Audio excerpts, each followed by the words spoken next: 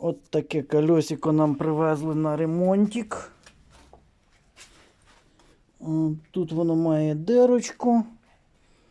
Ми відремонтуємо і покажемо, як воно зроблено. Це із квадроцикла.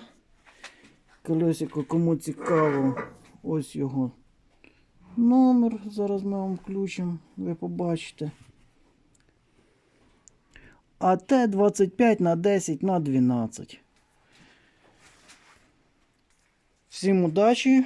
Horsepower Автомотоклуб UA. Ваш автомотоклуб.